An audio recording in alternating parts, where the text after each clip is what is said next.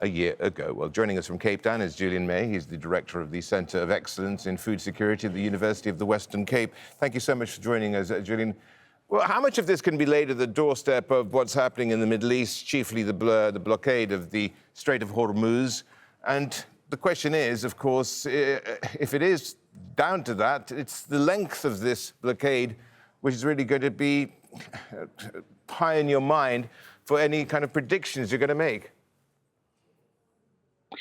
Well, certainly a good deal of this can be put at the issue of the closure of the straits, because this is affecting energy prices, which is a major way of transmitting to food prices in Africa, as well as the cost of fertilizers, which will also cascade into affecting production levels in Africa. The longer the conflict lasts, there's the risk of disrupting planting seasons. So many African countries are experiencing one of their rainy seasons at the moment, and would be preparing to start planting crops which are dependent upon fertilizer. So strong effect. Which economies are the most vulnerable to both a food and an energy shock? It would be those economies in Africa which are the most urbanized. So South Africa being one of them, but other countries in Africa have also had very rapid urbanization at the moment. So they will be affected by the cost of transporting food across the continent.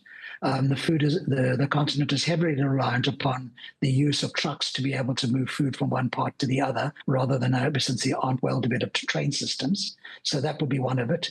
The continent is also very heavily dependent upon oil for a whole range of production issues, including irrigation, as well as the production of mechanization, as well as refrigeration. So it's going to be those highly urbanized areas, as well as those parts of the African food system which are dependent upon staples such as maize. Wheat is less of an issue, but maize certainly will be an issue.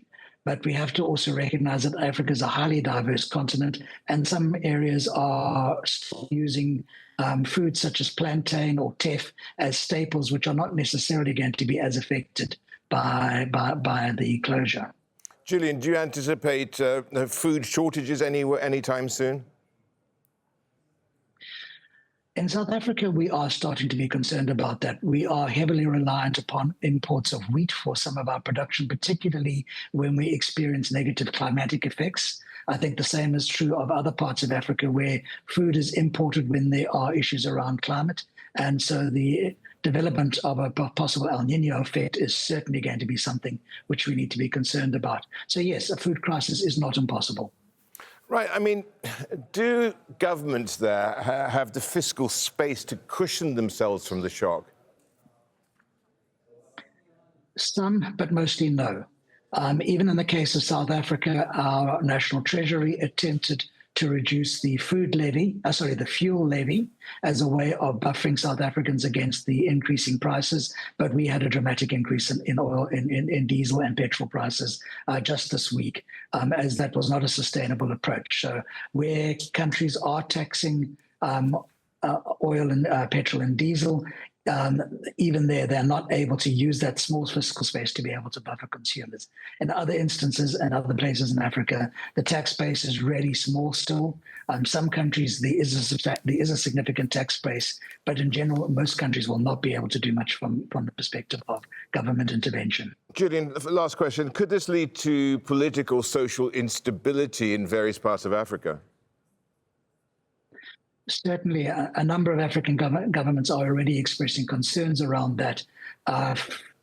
Food riots are not uncommon in Africa, and particularly in urban communities where there is a politicized population. We saw the impact of food prices increase, in fact, in North Africa about a decade ago. So it is a concern. And again, during the COVID period, we did see food riots in some places in Africa, including in South Africa, where people were protested about the regulations that were introduced, as well as the closure of shops. So there is that risk, yes.